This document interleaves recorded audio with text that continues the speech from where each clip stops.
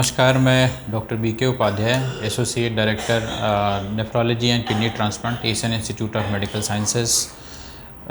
आज के दिन हम healthy talk with Safiq Khan में जानेंगे कि किडनी पेशेंट्स को आम तौर पे क्या क्या टेस्ट कराए जाने चाहिए।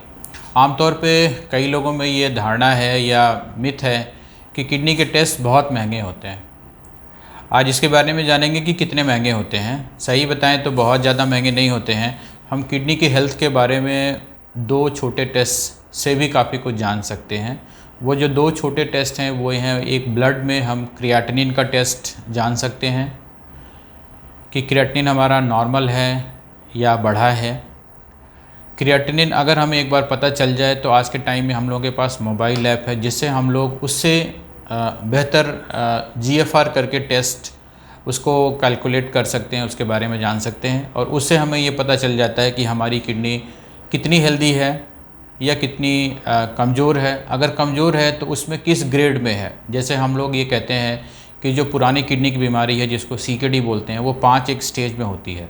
5 स्टेज का मतलब होता है, पहली स्टेज में हमारे को रोकथाम करने की ज़रूरत होती है जिसको CKD 1 कहते हैं, और जो इसका दूसरा सिरा होता है CKD 5 या जो लास्ट स्टेज जिसको बोलते हैं, ये एक ऐसी स्टेज होती है जहाँ पे कि हमें डायलिसिस या किडनी ट्रांसप्लांट के बारे में सोचना पड़ता है, जिसको हम लोग CKD 5 कहते हैं। CKD 5 के टाइम में GFR हमारा 15 ml या उससे कम होता है और CKD 1 में ये 90 ml या उससे ऊपर होता है।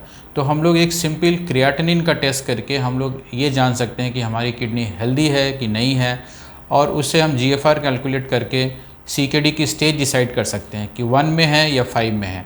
1 में है तो हमें बचाव करना है, हमें अपनी किडनी को लंबा चलाना है दवाइयों के मार्फत, और अगर CKD हमारा एडवांस स्टेज 5वीं स्टेज में है तो उसमें हमें फिर डायलिसिस ट्रांसप्लांट के बारे में करना है। और एक दूसरा इंपॉर्टेंट टेस्ट होता है, अगर हम यूरिन टेस्ट कर लें कि यूरिन में अगर हम सिंपल प्रोटीन देख लें कि प्रोटीन तो नहीं आ रहा है, ब्लड के कण तो नहीं आ रहे हैं या कोई पस सेल तो नहीं आ रहा है, तो हम लोग ये समझ सकते हैं कि ब्लड का क्रिएटिनिन और यूरिन टेस्ट, ये 2 में कितना हमारा खर्च होगा।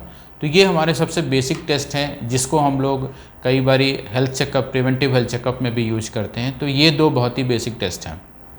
एक बार अगर इसमें कुछ हमें खामी निकल के आती है तो और हम लोग एडवांस या सोफिस्टिकेटेड टेस्ट करते हैं। जैसे पेशेंट का हम लोग देखते हैं कि हीमोग्लोबिन कितना है, कैल्शियम फॉस्फोरस कितना है, यूरिक एसिड तो नहीं बढ़ा है। कई बार हम लोग किडनी पेशेंट में यूरिक एसिड के बढ़े को देखते हैं, और बल्कि ये भी देखा जाता है कि जिसका यूरिक एसिड बढ़ा होता है उन पेशेंट्स की किडनी में स्टोन बनने का डर रहता है या आगे चल के उनके जोड़ों में दर्द होता है। तो हम calcium phosphorus, uric acid, parathyroid hormone ultrasound करके देखते हैं कई बार हम लोग अपने किडनी पेशेंट में कि उनकी किडनी की साइज़ नॉर्मल है या छोटा साइज़ है या उसमें कोई सिस्ट है या कोई चीज़ है, तो या कोई कई बार किसी में कैंसर निकल सकता है। तो ये बेसिक सिंपल टेस्ट हैं जिससे हम लोग ब्लड, यूरिन, अल्ट्रासाउंड या कुछ लोगों में ये देखने के लिए कि दाईं किडनी कितना काम कर रही है, बाईं कितना काम कर रही है, उसका हम लोग एक DTPA स्कैन या और भी न्यूक्लियर मेडिसिन के स्कैन होते हैं जिनसे कर सकते हैं। ये सारे टेस्ट जितने हमने गिनाए ये आज के टाइम में ईज़िली अवेलेबल हैं और बहुत कॉस्टली नहीं है।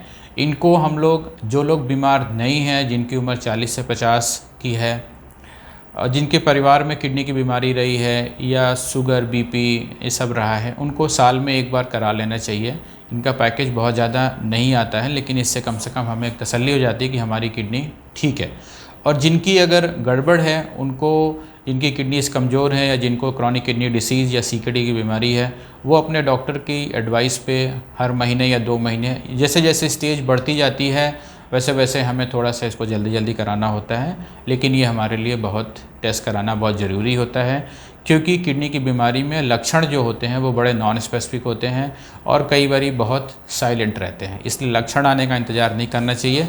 हमें यह सिंपल बेसिक टेस्ट करके अपनी किडनी की सेहत के बारे में जानना चाहिए और तसल्ली रखना चाहिए। बहुत बहुत धन्यवाद।